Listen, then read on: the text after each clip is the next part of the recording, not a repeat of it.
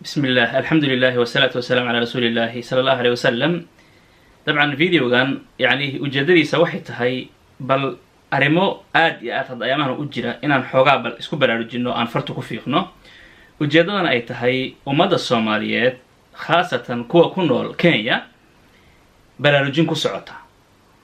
إسلا فيديو كان طبعا أيامها وريجا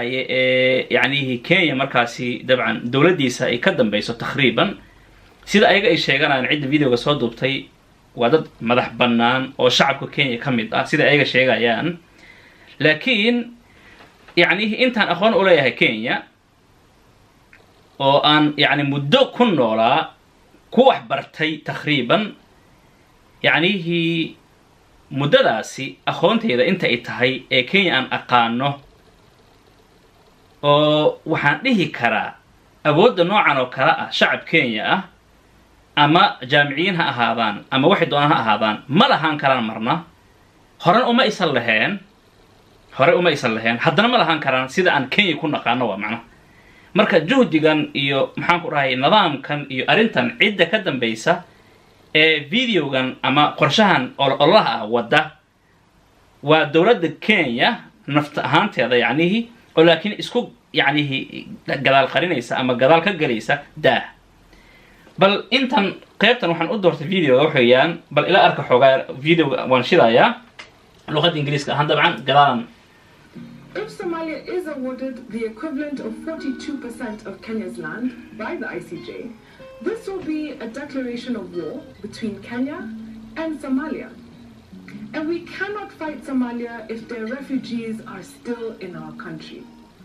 Similarly, we cannot go to war with Somalia and continue to host their lucrative businesses in Eastleigh. This cannot happen. We are not stupid.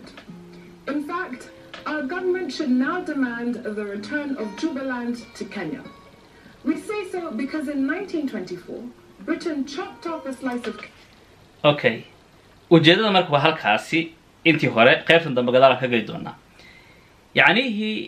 hadii ilaa 6 bilood kadib waxay ka cararaysaa dawladda Kenya 6 bilood kadib go'aan ayaa dhici doona oo ku saabsan in Kenya ay macnaha u badinayso inay badawayso macnaha lugaga guuleystaan ay Soomaaliya kaga guuleysato hadii xaaladda sidaa tahay marka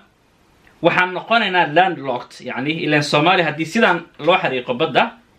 Tanzania teedana saanay u xariiqneed marka waxa isku imaanaya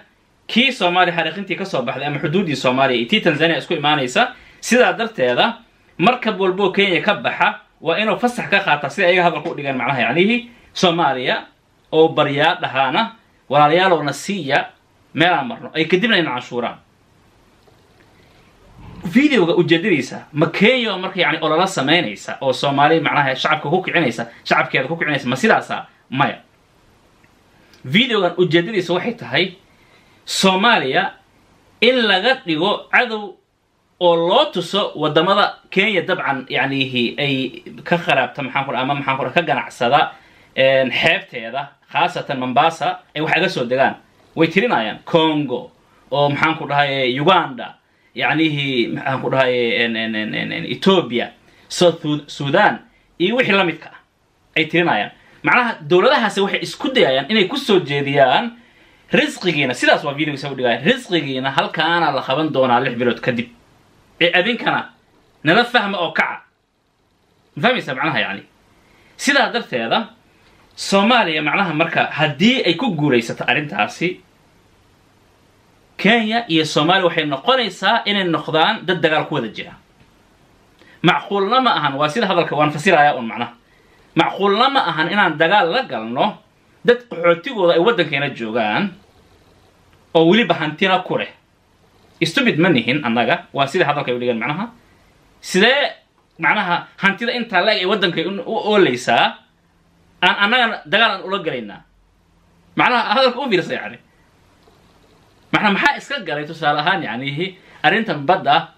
iyo isliida ay hadda ay aadka u macnaha u leeyihiin waxa gumaysanaya Soomaaliya gumaysanayso iyo Soomaaliya dhulka naga haysata iyo in la soo celiyada ay leeyihiin video ku leeyihiin maxaa iska galay maxaa sidoo kale iska galay videogan hadda wuxuu jiraa 3 maalmood mise 2 maalmood sidaan filaayo meelaha soo jiraa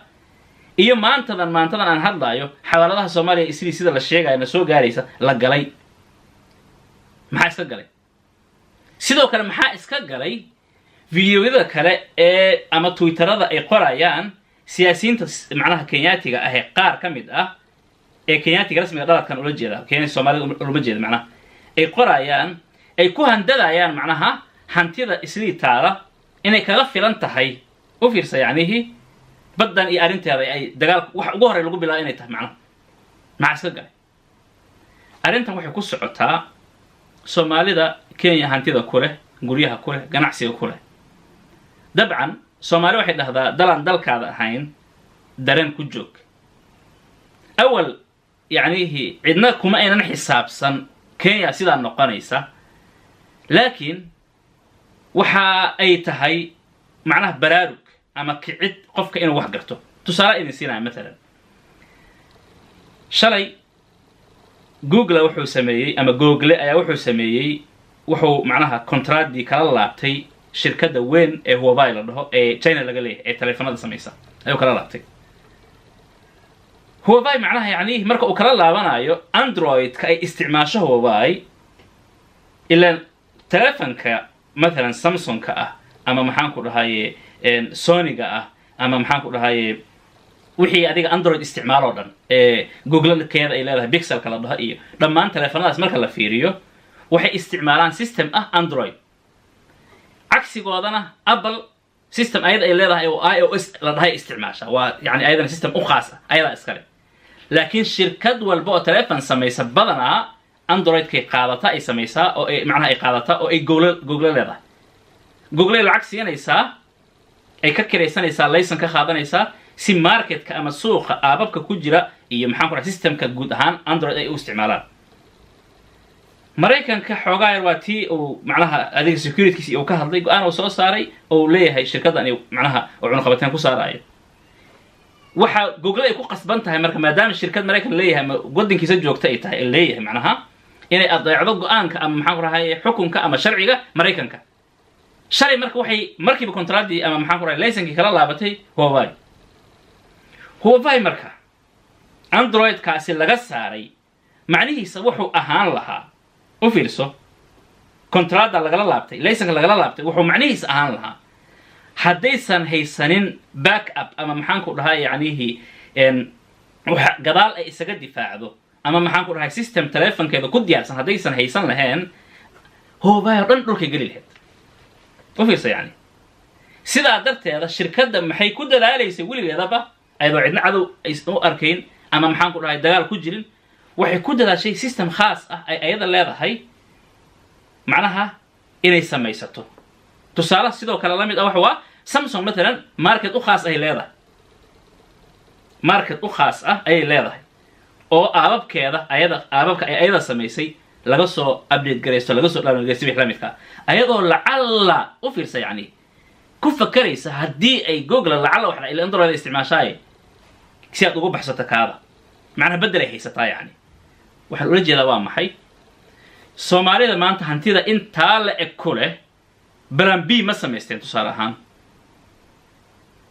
Plan B ma samaysteen oo ah haddii lacalla wadankan Kenya ama Ethiopia ama wixii la midka yani wax uu nagu sameeyo ama ay wax dhacaan maxaa yani xal noo ah ilan hantida taala Kenya ee Soomaali ku leedahay macnaha waxa lagu qiyaasaa sida videogan oo sheegay waa ganacsiga labaad ee ugu weyn ee Nairobi ku yaala marka laga tago midka townka ah ee ay ummadahaas kale wada leeyihiin Soomaali dabcan ay wax ku leedahay marka laga tago si kale haddaan u dhigno hantida Soomaalida Kenya joogta ay ku leedahay taqriiban waxa la dhihi karaa midda Soomaaliya taala ay ka badan tahay macnaha oo tan Kenya taala ka badan yani marka hantidaas inaad si sahlan ku lumiso guriyihii hoteeladii maxaan ku ganacsigii faraha badnaa u fiirsa yani inaad si sahlan ku lumiso wax yar ma aha mana filaayo Plan B in ay macnaha Soomaalida lahaayeen sidaan ogahay aan ka warqabo marka hadda idan arinta marka ay dhacday macnaha yani caatifad iyo maxaan ku dhahay sidaan la sameeynaya iyo kada waaye ma jirto u fiirsa yani qof xaniyaha la haysto ama maxaan ku dhahay meesha ugu dhibka badan ee uu xanuunka ka dareemaya la haysto waxba ma samayn karaayo ujeedadeenana waxay tahay hadalkii hore aan usoo niriye dal aan dalkaada ahayn dareen ku joog waxa ay tahay soomaalida inay ku fakaraan inta khilaaf iyo balaayo iyo isqaqabsi iyo siyaasad laisku haysan lahaa in soomaaliya dadkeeda ganacsatadeeda hantida noocaas oo kale leh in soomaalida ayaga ay noqdaan kuwa dalkooda dhista kuwa heshiiya kuwa isku imaada inkastoo arrintan ay si ay u lahaan karto macnaha positive ay u lahaan karto oo arrin wanaagsan u noqon karto nacam waa arrin xun arrin culayskeeda wadata laakiin waxaa laga yaabaa inay arrin wanaagsan noqoto soomaali badan aan ku fakeray inay investment ku sameeyaan ay maalkooda geliyaan soomaaliya ay maalgashi ku sameeyaan soomaaliya ayaa waxay keeni kartaa arrintan waa hadday dhaqan gasho weeyaan waa ina dhaqan gasho taqriiban sida hadda socota maxay leey ariboorkii ay ka bilaabeen oo yani in laga leexiyo Jomo Kenyatta inay diyaaradaha si toos u aadino wajeer lagu dejiyo kadib hadda waxaa ku xigta yani xildhibaano iyo baasboor diblomaasi dad wata in macnaha loo diiday iyo hadda u fiirsa yani istabido socdaan tii isliina waa la sheegay maanta ficilkeeda bilowday bari maxaa xigi doona maxaa dhici doona Allahu a'lam cid taqaana ma laha sidaa darteeda